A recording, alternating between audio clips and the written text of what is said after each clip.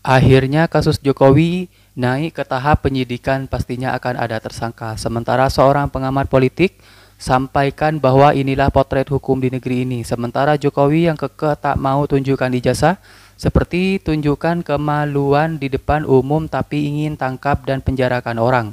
Menurutnya tunjukkan dulu kemaluannya dan kalau itu asli, maka sah untuk penjarakan yang tuding palsu. Setidaknya logika ini mewakili kita semua.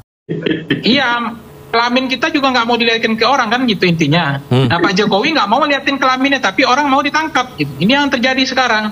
Makanya apa yang disampaikan Tifa, saya juga nggak ikhlas sebenarnya kalau Roy Suryo ditangkap, Tifa ditangkap, termasuk Rismon ditangkap, tapi kemaluannya nggak dilihatin. Saya nggak mau juga sebenarnya.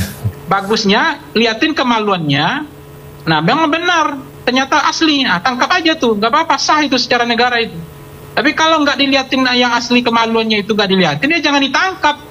Ini negara rumit, gelap ini. Ini bayangkan menunjukin ijazah aja butuh waktu 6 bulan ngurus nunjukin ijazah ini. Betapa urusan sederhana menjadi kompleks. Orang nggak terkenal jadi terkenal, ini pengacara nggak jelas ini semua. Terkenal gara-gara bahas ijazah ini. Jadi dompleng semua ini. Yang pertama pencemaran nama baik itu ada pelapornya, itu naik penyidikan. Kelompok kedua penghasutan dan Undang-Undang ITE, 3 laporan naik penyidikan, 2 laporan akan segera diberikan kepastian hukum karena pelapornya mencabut laporan polisi dan tidak hadir dalam undangan klarifikasi. Jadi saya lihat betapa rumit komplikasi otak orang Indonesia itu rumit sekali. Kalau di luar negeri malu kita nih, hanya nunjukin ijazah nggak selesai 6 bulan pembicaraan ini. Jadi saya bilang udah aib aja lah ini, tutup aja lah. Kan jadi memang ngatur napas saja ini, siapa yang kuat aja ini. Tapi nah, gini, kalau kemudian yang kedua, kalau melihat menurut saya yang mendulang keuntungan ini siapa? Kalau elektabilitasnya Pak Jokowi itu memang ingin menjadi spektrum di 2029, dia masih butuh gelembung-gelembung elektoral ini, ya. Tapi saya nggak tahu untuk tujuan apa lagi ini, gitu. Apakah memang empatik, simpati yang kemudian orang yang terzolimi, yang kemudian istilah underdog effect tadi digunakan untuk kepentingan untuk menjaga Gibran? Saya nggak tahu juga bagaimana cara mengklikkannya gitu. Kemudian dalam 3 laporan selanjutnya dalam kelompok kedua kan ada 5 laporan ya. 5 laporan ini terbagi 2. Soalnya ada yang dicabut. Yang 3 juga dalam hasil penyelidikannya ditemukan dugaan peristiwa pidana sehingga perkaranya dapat naik ke tahap penyidikan. Kemudian di bagian yang kedua ada 2 laporan yang akan segera diberikan kepastian hukum mengingat pelapornya mencabut laporan polisi dan tidak hadir dalam undangan klarifikasi. Karena klarifikasi atau penyelidikan itu adalah mencari tindak pidananya, apa ada perbuatan melawan hukum, belum bicara substansi. Ya, oleh sebab itu kami tanyakan kepada mereka, kira-kira perbuatan melawan hukum apa, pidana apa yang dilakukan oleh klien kami ini. Karena semua pasal-pasal itu setelah kami analisa, itu pasal-pasal itu sebenarnya tidak ada perbuatan melawan hukumnya. Berdasarkan hasil gelar perkara tadi malam, maka terhadap laporan polisi yang pertama, pelapornya adalah Saudara Insinyur HJW. Dalam proses penyelidikan yang sudah dilakukan, dalam gelar perkara disimpulkan ditemukan ya hasil penyelidikan sudah ditemukan dugaan peristiwa pidana sehingga perkaranya ditingkatkan ke tahap penyidikan. Saya ada di sana tanggal 16 Mei apa Juni kemarin waktu teman-teman rombongan ke UGM Truk Solo, saya ada di sana. Bahkan ketika Jokowi menunjukkan ijazahnya kepada 11 wartawan itu, saya juga ada di sana. Cuman memang saya tidak beruntung termasuk yang 11 orang itu. Saya ada di sana di lokasi dan saya melihat banyak orang di sana. Nah, gini. Saya bolak-balik ke Solo, ya.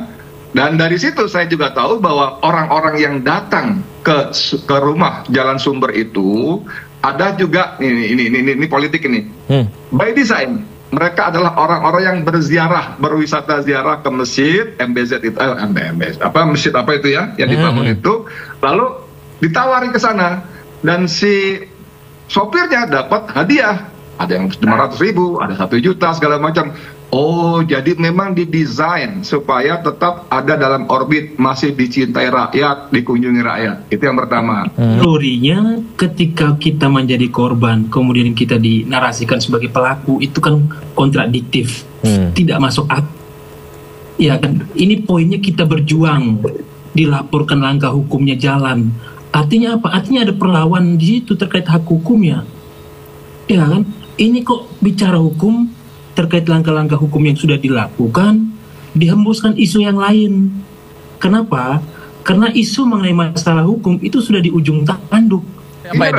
Silakan Pak San Salvator. Norman tadi itu makin mengkonfirmasi bahwa Jokowi sedang bermain apa yang disebut dengan efek martir kompleks. Oke. Playing victim dalam bahasa kita. Dizolimi. Sehingga diharapkan menimbulkan, mengail, menjaring simpati dan rasa kasihan publik, khususnya kalaupun nggak seluruh Indonesia, di kalangan internal para relawan yang ada Jokman, Projo, apa segala macam dan sebagainya, yang mungkin jumlahnya juga lumayan besar. Gitu. Dalam konteks underdog effect itulah kemudian kita bisa memahami apakah sentimennya positif atau negatif. Gitu. Kalau sentimennya itu adalah positif, maka itu akan menguntungkan secara spektrum politiknya akan menjadi pergunjingan bising di ruang publik dan itu opininya positif gitu. Nah kalau itu negatif ya tentu itu juga tidak baik terhadap Pak Jokowi. Yang kedua soal memelihara itu, kalau memang ijazah itu asli berarti memang Pak Jokowi yang merekayasa itu. Tetapi kalau itu tidak asli memang Pak Jokowi menjadi korban dari itu semua, bahwa memang ingin dibuktikan, karena ini kan aib ya, aib bagi siapapun terhadap UGM, terhadap negara, terhadap presiden sendiri. Karena kan ijazah ini nggak mau dilihatkan ya seperti kelamin yang nggak mau dilihatkan kemaluannya. Jadi malu ini kelaminnya. Terlalu memalukan jika benar gitu ya Bang Pangi. Intinya sebenarnya yang terjadi hari ini, inilah rumitnya otak orang Indonesia, komplikasinya. Jadi kalau dibilang EQ-nya orang Indonesia, inilah modelnya sekarang. Saya lihat wajar kemudian orang mengatakan di bawah simpanse itu, karena ngurus ijazah saja 6 bulan ini, nunjukin ijazah saja nggak bisa, aib, jadi kemaluan. Tapi kan jadi kalau orang mau ditangkap nih tapi kemaluannya nggak pernah dilihatin gitu. Kalau soal ijazah itu Bang Pangi, yang saya nonton berita kan katanya karena yang dianalisa itu kan dari media sosial yang diupload, jadi itu bukan fisiknya, jadi tidak berdasar. Itu gimana Bang Pangi? Ya intinya sebenarnya kan saya bicara tentang tadi apakah ini desain tim khusus ya. Apakah ini alamiah atau memang Pak Jokowi bagian memang murni tidak mendesain ini, memang dia menghadapi ini. Karena buktinya kulit beliau jadi berubah ini kan, jadi stres gitu. Nah, tapi ada juga sebagian, ada juga yang mengatakan ya Pak Jokowi happy-happy saja, sedang menikmati. Tapi ada juga yang mengatakan yang namanya orang kalau misalnya dulu tidak pernah penyakit kulit ya, apa namanya tiba-tiba hari ini orang gelisah, hilang ketenangan hidup, selalu tertekan, selalu dihantui oleh ketakutan, ya bisa juga datang yang namanya tuh alergi kan.